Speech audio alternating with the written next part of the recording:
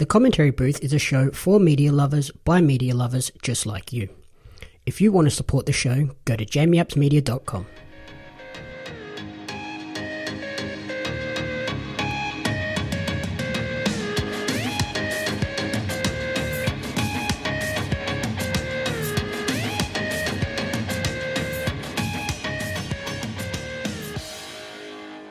Welcome to the Commentary Booth, the ultimate weekly entertainment recap and review show. My name is Jamie Apps, and each week I'll be joined by a rotating cast of co-hosts to run you through the entertainment media we've consumed during the week. Along the way, we'll provide you with insightful commentary and reviews. This week I'm joined by a teacher and travel blogger who lists their favourite movie as Fight Club and favourite TV show as Band of Brothers. Welcome back to the show, Buddy McClelland. Thank you for having me back again. How's wedding planning and everything going? Getting a bit close now? Yes, getting very, very real.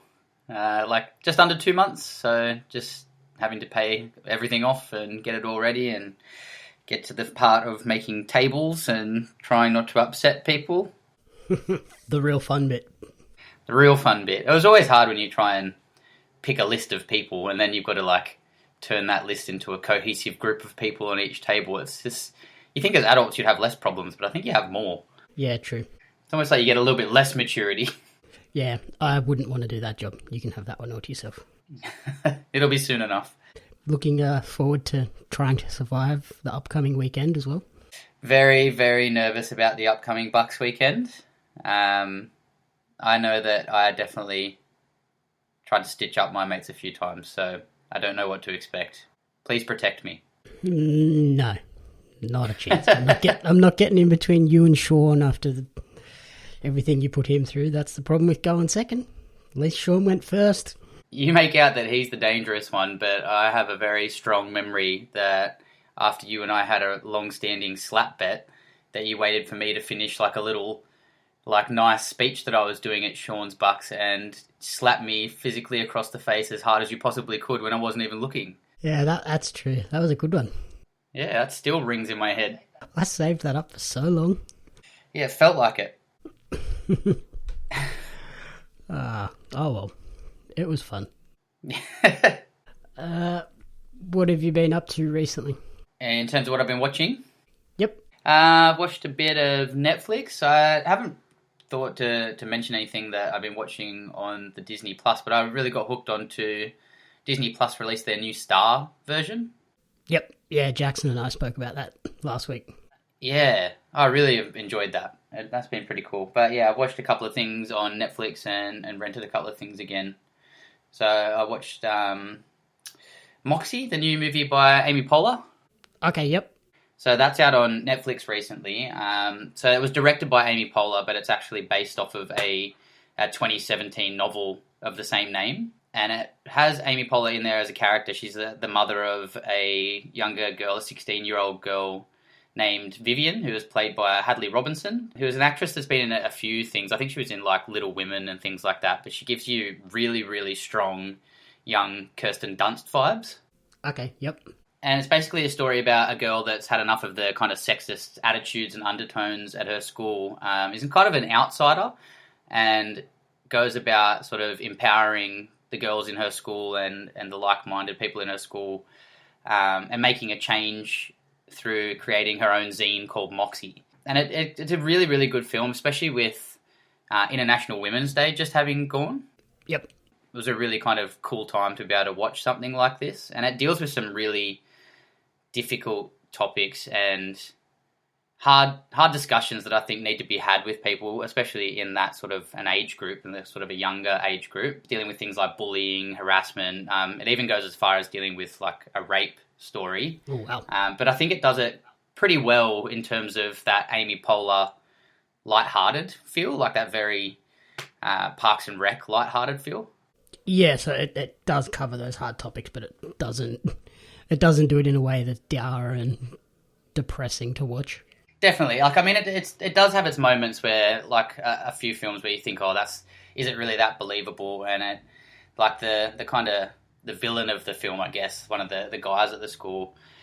At times you think, could this guy get any worse? Could this guy get any worse? And he kind of does just everything wrong, and everyone still treats him like a hero. But I guess it's just really doing that in making its point that this isn't like a true story of someone doing things like that, but it does make the point that quite often sexist things and gender inequality is kind of just socially accepted even still. We think we're making a lot of change and we think that, oh yeah, we're in the right direction. But I mean, when you really look at it, yeah, there's still a long way to go. So I think it does a really good job as well of showing a young male doing the right thing. I think a lot of the time, I don't know for what you feel about it. For me personally, I don't know if it's just a comment on me, but I guess I feel like sometimes when people are talking about gender inequality, and I like to think that I'm trying to do the right thing, that I feel kind of attacked sometimes. And maybe it's just my insecurity, but I feel like when people talk about gender inequality and they say, oh, men do this and men do that, I just lump myself in the category and I feel attacked, even knowing that I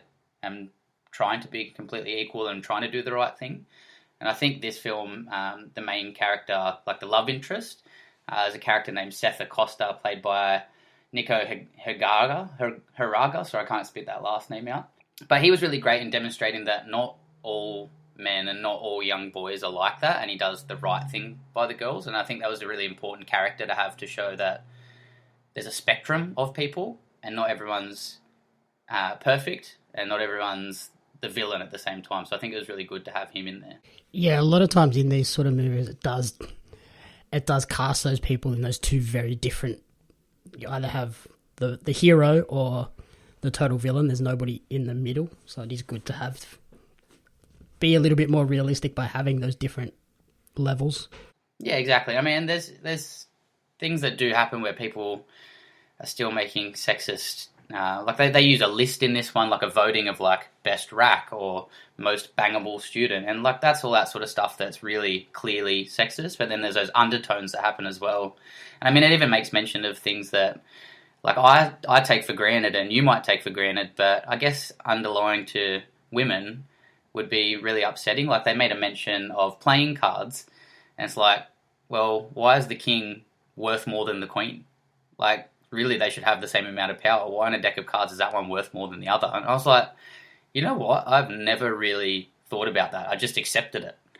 And these are things that I think we need to question and be like, if I was a female or if you were a female, I can completely understand how that would upset me. Like, why should the king be worth more?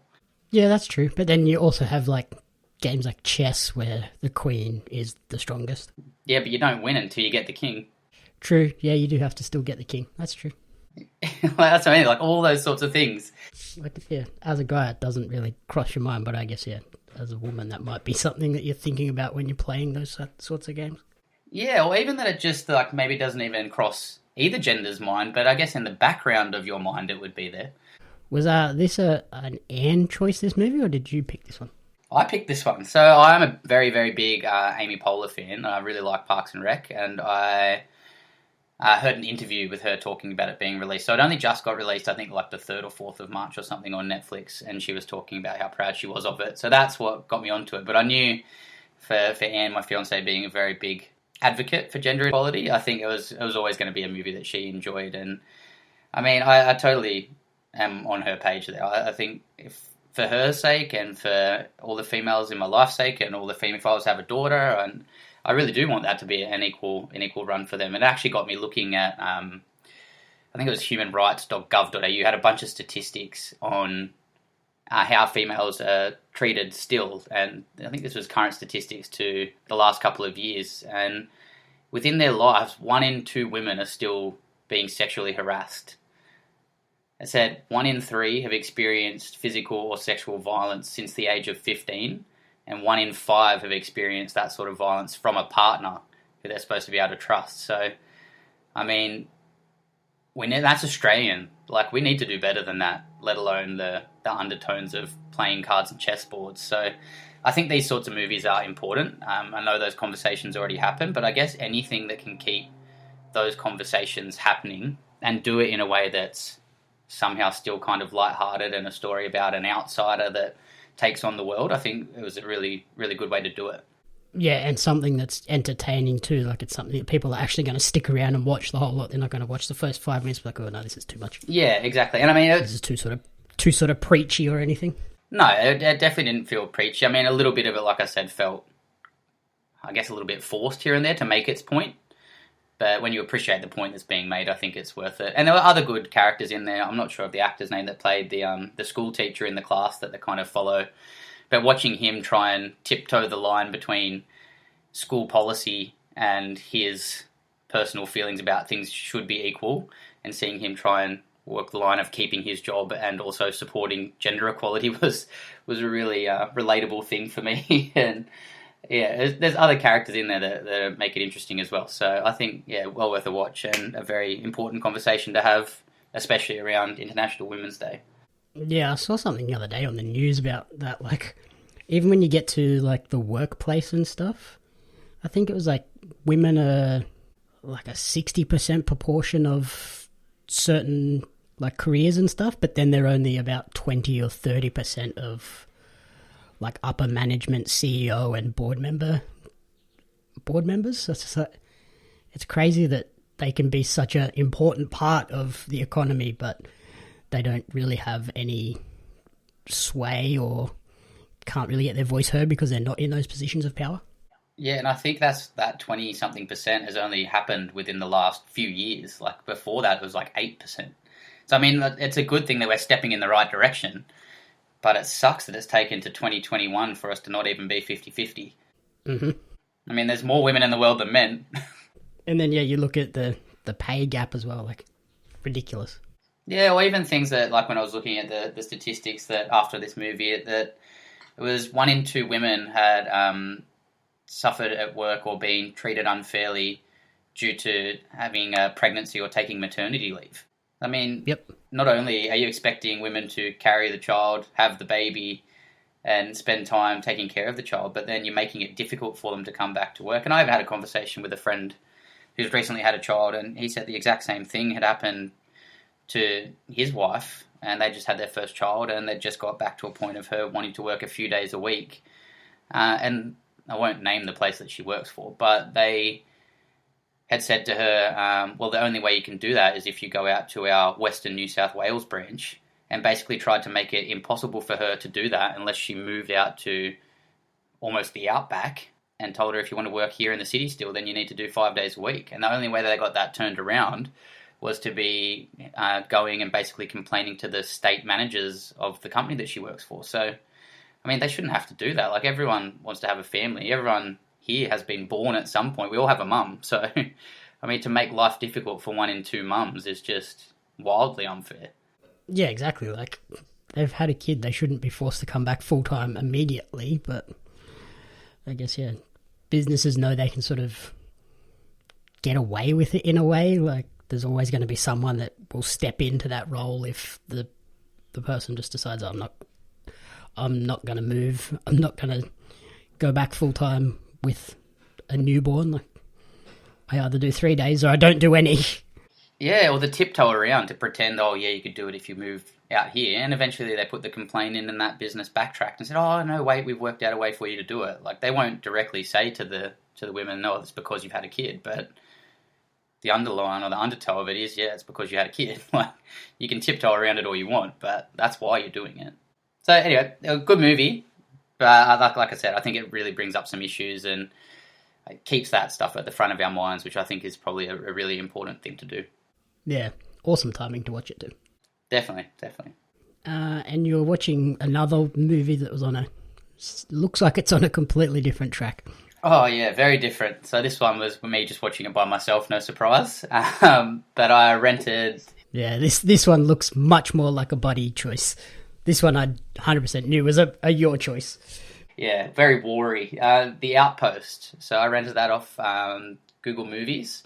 So basically this one is an American war story of a camp called Camp Keating, which was a number of outposts, or one of a number of outposts in the war in Afghanistan against the Taliban that were later considered indefensible.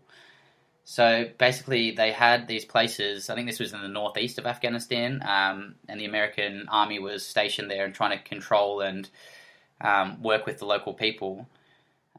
But this place was just like a base in the middle. If you imagine like being surrounded by mountains and then putting an army base down at the lowest point in the very middle of it, connected by like one road, And they're just sitting there surrounded by Taliban fighters that are just kind of hidden in these giant mountains all the way around them, looking down into basically what was a fishbowl and taking pot shots at them whenever they felt like it. These guys, like, it shows you the amount of like mental strength and the emotional pain it puts on them to put people in a situation where they know that there's the enemies all around them. They can't see exactly where they are. They're getting like rocket-propelled grenades shot into them every now and then, and people just having snipers shoot at them here, there, and everywhere when they're just kind of walking around in their base because they can just be seen from wherever, basically. And for no other reason than the bosses and the top brass of the military are saying, well, we want you to sit there, and just makes them feel really expendable. Yeah, the bosses decided this is an important valley that we need to control for God knows why. Yeah. When you're in your base too, that's the one place you expect to be able to like switch off and feel safe. But then, by the sounds like you just couldn't. You're on edge all the time, even when you're just going to get some food. Yeah, exactly. I mean, they put those big, like, 10-foot high, sand-filled, like, walls around the base, but there's no point building a wall 10 foot high when everybody else is hundreds of meters above you, just looking down into you anyway. So there was no relaxing there for them. And I mean, like, even to the point, there was a truck. The camp got named Camp Keating after a commander that they had there. There was a truck that had been driven in down these roads that were on the sides of cliffs and things, just to prove a point that they could get the truck there. And then after a while, the American military decided they wanted that truck moved back to where it had started. And the only person willing to do it or willing to put themselves at that risk was their commander, who was named Keating. And he decided to be the one that took the risk to drive it back out to where they'd wanted it back. And he slipped off the road in the truck and was killed in a truck accident. So they named the camp after him. That's ridiculous. Crazy, like so expendable. I think, is this like Karangal or something that's set in? I think I've watched a documentary on it. Yeah, well, it focuses in, I'm not sure of exactly the area, I can't remember the name exactly, but it focuses in on like a big end battle that they had. So it was called the Battle of Kamdesh, where basically the Taliban kind of worked out that they were slowly pulling out of the area and decided that they were going to have a big push on the base. And basically they got overrun by just hordes and hordes of Taliban fighters coming in at them from all angles down all sides of a mountain, until eventually the base was overrun. The Taliban got through the front gates of the base, and because this base was so isolated, they took like a few hours. I think it was weather reliant, and they took a few hours to get any type of like helicopter support there because they had to come from Qatar. And in the end, it was a massive battle. I think it said that 8 soldiers, US soldiers, were killed. They had 27, I think it was, wounded, and in the end, 150 Taliban were killed in this one battle by the time the helicopters got there. And it focuses mostly on the story of those soldiers that were pinned in there, and a few of them who decided, rather than just basically hide out in a bunker and hope for the best, that they were going to take their base back and force the Taliban back out until the air support got there.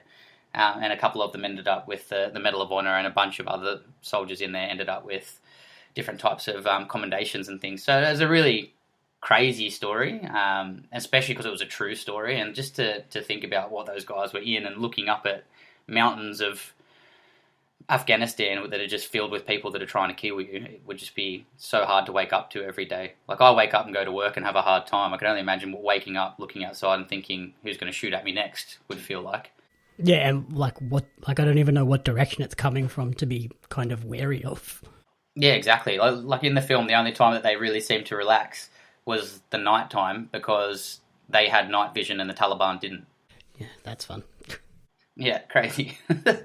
And then after this big battle, they decided that all the indefensible bases would be shut down. So they had this giant battle, and within months after that, Camp Keating was stripped and they didn't need to be there anymore.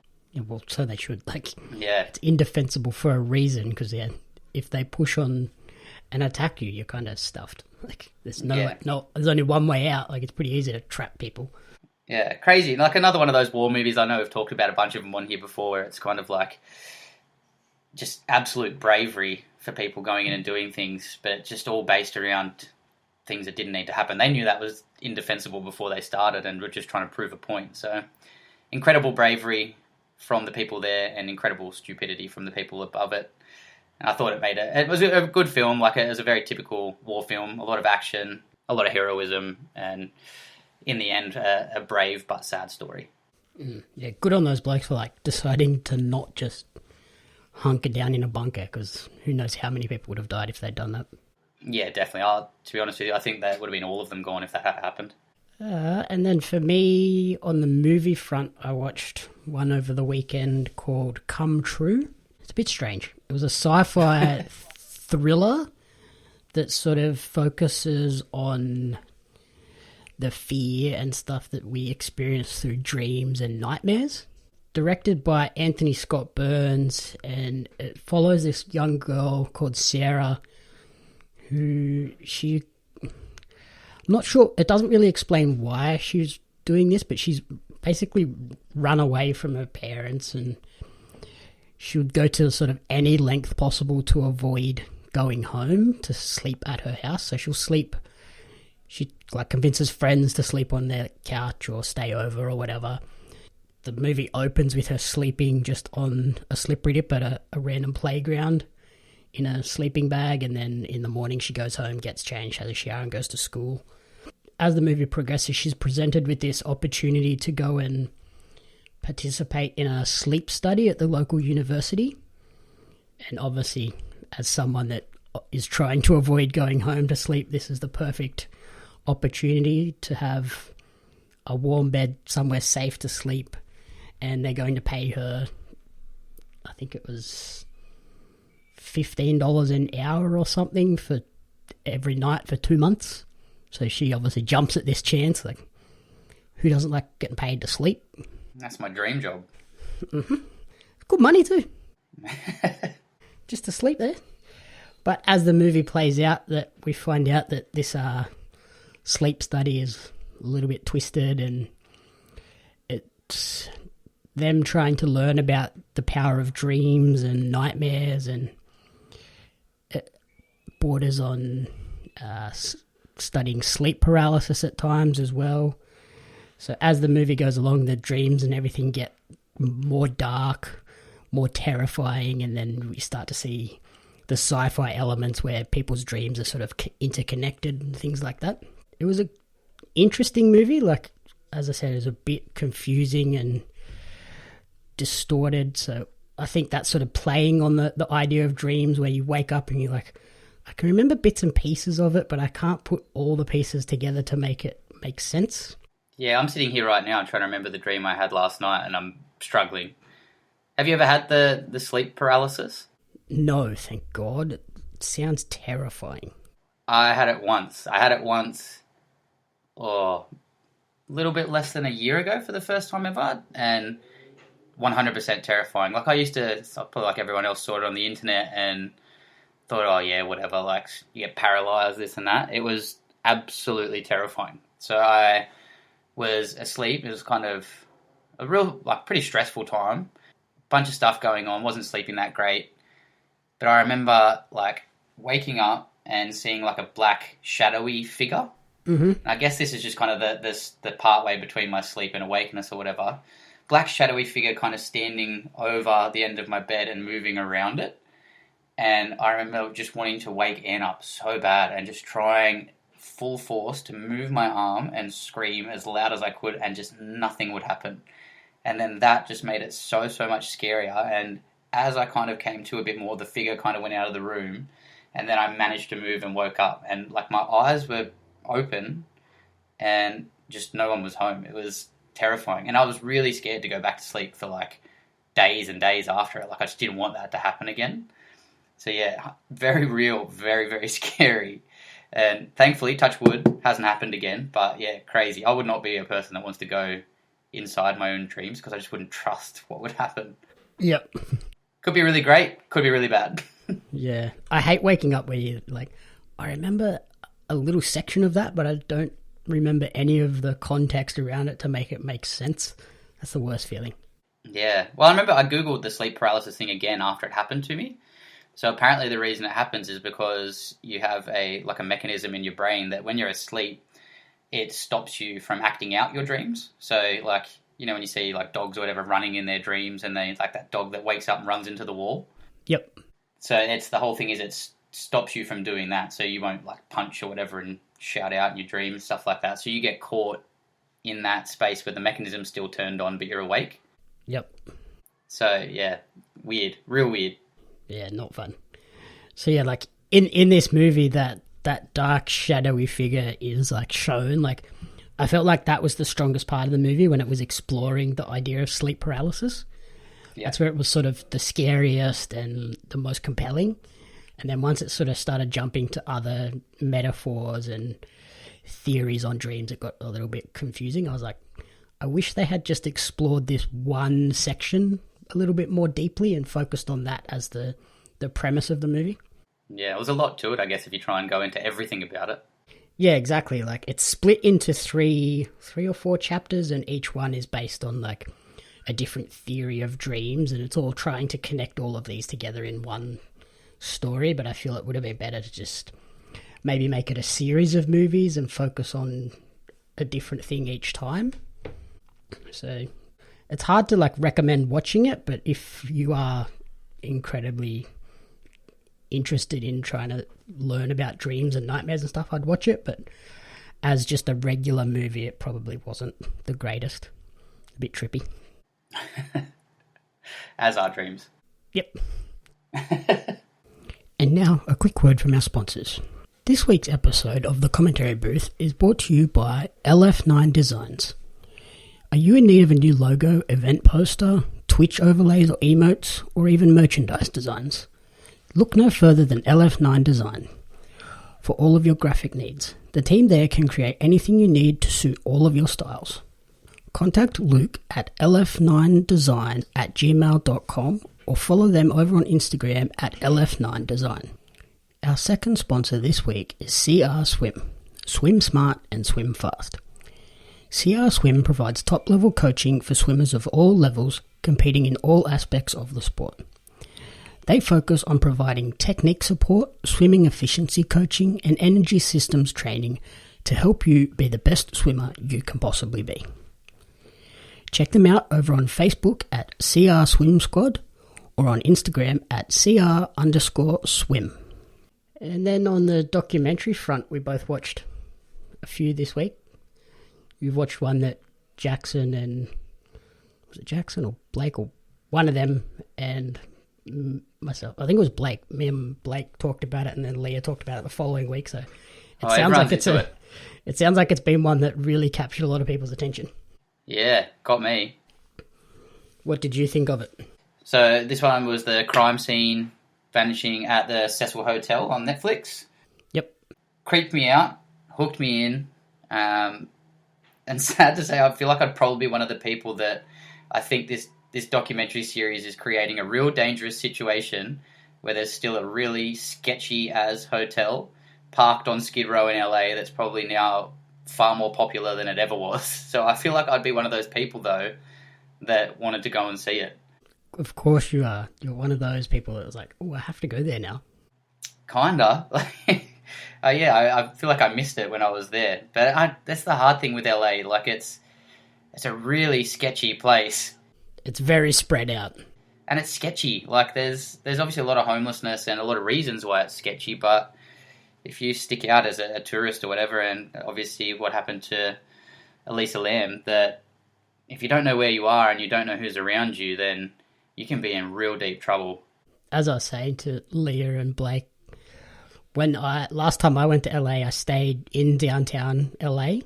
Yeah. Not at the Cecil, thankfully. It was shut at the time.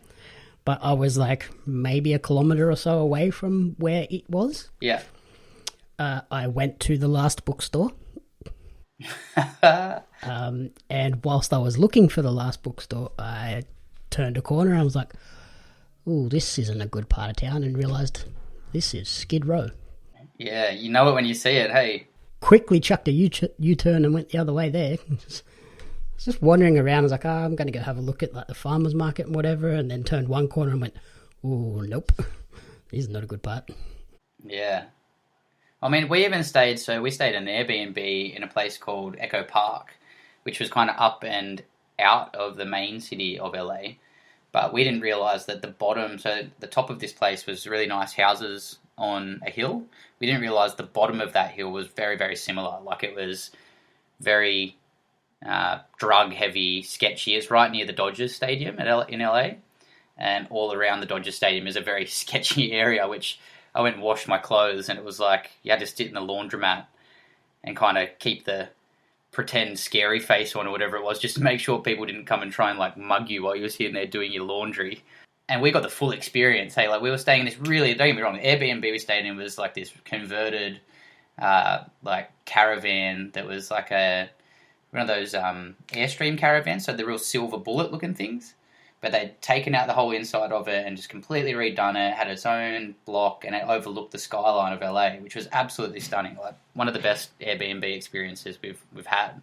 But because of everything that happened at the bottom of that hill, we were staying there, and then I think it was the second night we were there, it was all of a sudden, it was like, pop, pop, pop, pop. And Ian's like, is that gunfire? I was like, no, it's okay. And then it started to become automatic gunfire.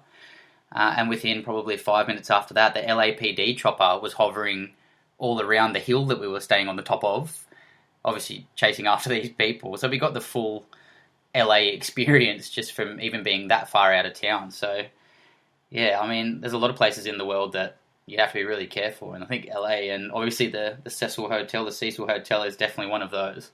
Yeah, that's the thing with LA. Like, it changes so dramatically. Like, one block is fine, and then you turn one corner and it turns south real bad and real quick. Yeah, I think a lot of the States is like that. Like, I guess we get sold a real idea of what the USA is going to be like, and it's all glitz and glamour and beautiful, and that's just what you see in film and film and TV. Like, it's just, you got to remember it's fake, I guess, and then you get there and it's sad when you see, like, San Francisco was the same. I know when we were in New Orleans, there was just so much homelessness and the crime that comes with that, and it's just, yeah, sad state of affairs, and you got to be really careful. Yep.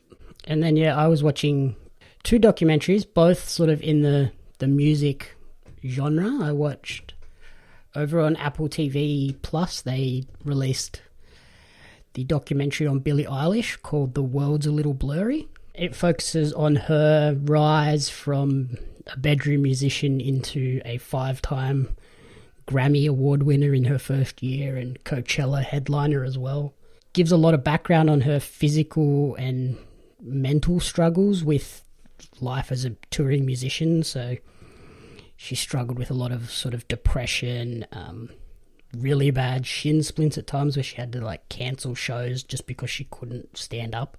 Looks at her producing all of her debut album basically just in her bedroom with her brother, or essentially by themselves. Like, they had record execs and stuff come in to sort of usher them along, but the whole production and creation process was essentially all themselves. She had a lot of struggles with her then boyfriend, who was not the greatest person in the world. Like, it felt like during this documentary he was kind of only with her because she was famous, and it gave him lots of opportunities as well, rather than actually wanting to be with her. And then she even speaks a lot about her struggles with Tourette's. So that was interesting. Like, I didn't know any of that sort of side of her life, about the depression and the Tourette's and the physical struggles. I just knew her music and how quickly it all sort of blew up. Yeah, I had no idea she had Tourette's. Yeah, like, it's not like the verbal Tourette's. I think it's more like twitches, and she struggles with, like, yeah, a lot of the movies she talks about, like, she has a twitch with her eye. Right. So she'll be sitting there and then all of a sudden her eye will just start flicking side to side and she can't, like, focus on anything because of it, which doesn't sound fun when you're trying to do interviews on the radio or TV or anything, and then all of a sudden your eye just goes. Yeah, I hate when I get that, even that eyelid twitch, and I think everybody else can see it. I can imagine your whole eyeball. Yep, yeah, and it's, only you can feel it. It's the worst. Yeah. Yeah, like, really awesome documentary. How quickly she exploded on the scene. Craziness. Yeah, I love those. You see the yearly Vanity Fair interviews that she does? No. They do like a yearly, I think it's Vanity Fair, you might have to check it, but she does a yearly interview with one of those companies, I swear it's them, and they do a YouTube video with her, and they ask the exact same questions of her, like how many Instagram followers do you have, and what was the biggest thing that happened to you this year? And each year, just watching it go from one to the next, like, how many Instagram followers do you have? And she's like, oh, pretty happy, I've got like 200,000. And the next year it's like, I've got 1.8 million. And the next year it just goes, oh, now I've got 10 million. Like, it's just crazy. So watching her go through that, and then she like looks back at her old interviews and kind of laughs at herself from the year before every year, which is really funny to watch. Going from just posting a random song on like SoundCloud or YouTube or something to within like 12 months or just over 12 months was headlining Coachella. Like, yeah, won 5 Grammy Awards on her first year of nominations. Like, wow. Yeah, massive. And still like works with her brother. Like, her and her brother have just done the whole thing themselves in a bedroom. Yeah, crazy. I think she's another person that when you were going back to that conversation about the gender issues and stuff, that she wears baggy clothes just to not have to have her body judged the whole time too. Like, she's got a real cool style out of doing that, but the original reason for her doing that's pretty heavy. Yeah, like I think that ties into her depression and mental health struggles as well. And like watching her go through the shin splints too, it looks like absolute agony. I've never had shin splints, but they don't sound fun. Yeah, I know a few people that play sports, that play soccer with us, and it's always the same. You hear people go, oh, it's just shin splints, it's just shin splints, and then somebody gets it, and they're like in absolute, like, nearly tears for it, and you think, okay, it sounds like shin splints sounds really soft, but I think it feels really bad. Yeah, like she had moon boots on and like still could barely walk. Like, there was points where she just had to be carried off stage because she couldn't stand up. Wow. During the documentary, she cancels 1 or 2 shows purely because like she could sit on stage and sing her songs, but she feels that's like robbing the audience of the experience. So she chooses to like just cancel and then like come back at a later time to give them the show that she feels they deserve, which is a big thing. Yeah, it is. Maybe just get someone to like carry her around, like give her the full piggyback the whole time and dance around for her. Jump around with her on her back. Yeah. And then the other documentary I watched was Biggie, I Got a Story to Tell, which has just dropped over on Netflix. Obviously follows Biggie Smalls. And it's produced by his best friend, not Christopher Wallace, that is Biggie. Christopher Wallace's best friend, Damian D-Rock Butler.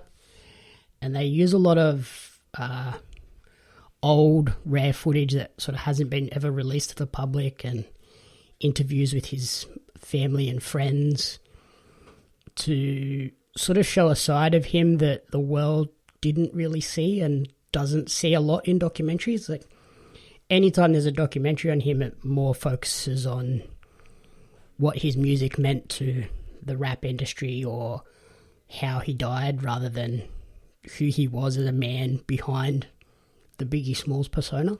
So watching the doco felt more like watching someone's home movies rather than like a movie-length documentary. Because of that, I would like to see this team do more stories where they focus on his music and focus on those periods of his life where they were a bit more controversial, including like his death. So yeah, that one I would recommend as well if you're a big Biggie Smalls fan. It never really came out who murdered him, did it? No. So yeah, I'd like to see another documentary from this team talking about their theories on who did it and stuff like that. But then obviously they would have to be a little bit careful with what they said there too.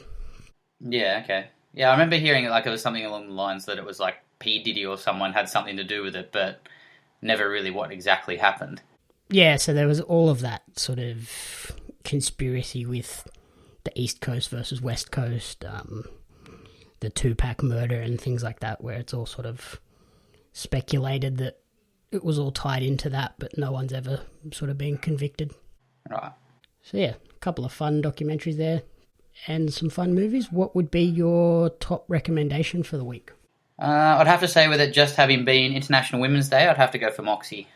Okay, yep. And then I'm going to sort of go with something similar, I'm going to recommend the Billie Eilish The World's a Little Blurry documentary. And that's essentially all for the week. Next week is our big 1 year anniversary special, so we're going to get everyone together for that one with our best and worst of the year that has been. Blake's come up with a fun worst of. So thank you everyone for listening to the commentary booth. If you enjoyed the show, please remember to rate, review, and I think it's still subscribe, but I know iTunes is changing it to follow, so check out the podcast on whatever service you listen to the podcast to, and click on the button to make sure it keeps coming to you every week. You can follow me on social media at JamieAppsMedia, and you can follow Buddy over on Instagram at a.b_CSEE. The Commentary Booth is a fan-funded production of Jamie Apps Media. You can support the podcast alongside our new magazine, Pario Magazine, on Patreon at patreon.com/JamieAppsMedia. The following people have supported at the publisher level or higher, and you cannot fathom how incredibly appreciative we are for their support. Brian and June Hart, Courtney Paulson, Tracy Apps.